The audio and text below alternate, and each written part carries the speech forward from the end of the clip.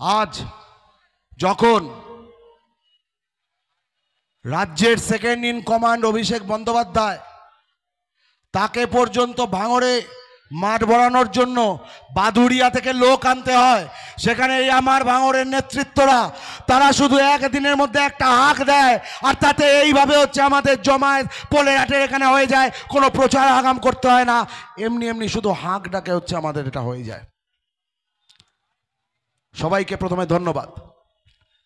এই একই দিনে পাল্টা সভা নয়, দুটো সভা বোঝানোর জন্য যে একদিকে ওই ভোজের একটা সভা হচ্ছে বড় সেট করে, ভেতরে বোধহয় কুলার এসি সমস্ত লাগানো আছে, কার পয়সায় হচ্ছে কিভাবে হচ্ছে এ রাজ্যের মানুষ ভাঙড়ের মানুষ জানে।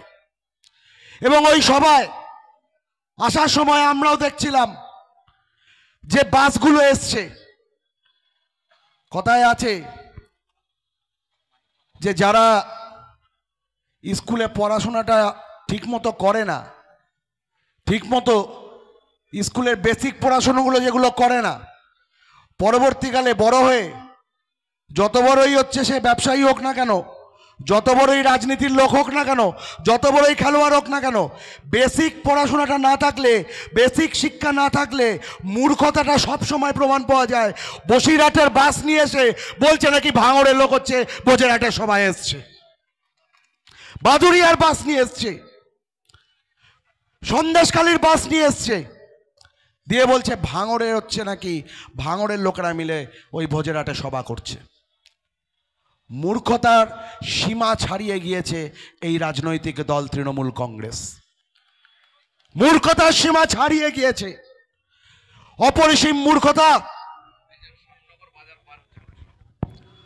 আপনাদের সকলের জন্য সুখবর, শ্যামনগর বাজার পার হচ্ছেন আমাদের সকলের প্রিয় মাননীয় নওশাদ সিদ্দিকী মহাশয়।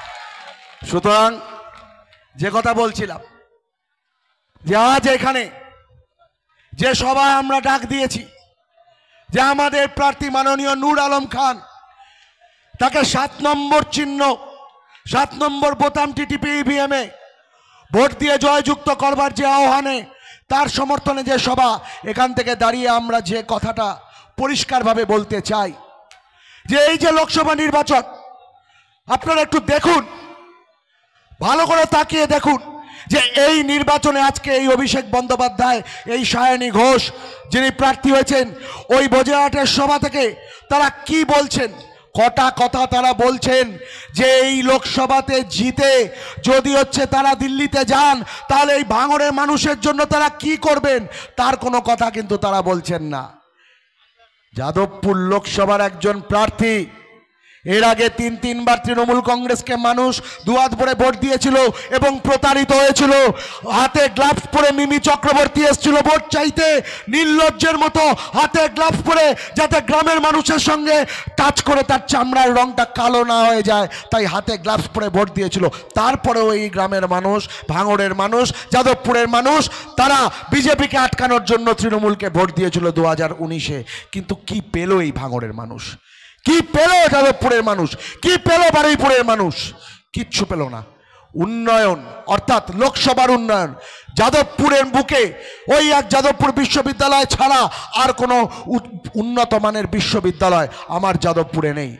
ভাঙড়, বারুইপুর পূর্ব, বারুইপুর পশ্চিমের মতো প্রত্যন্ত গ্রামাঞ্চলের যে জায়গাগুলো, সেখানকার ছেলেমেয়েরা উচ্চশিক্ষার জন্য একটা বিশ্ববিদ্যালয় পর্যন্ত পায়নি। 15 বছর তৃণমূল কংগ্রেসকে সুযোগ দিয়েছে এই বাংলার মানুষ, এই যাদবপুরের মানুষ। একটা কোনো উন্নত মানের হসপিটাল এই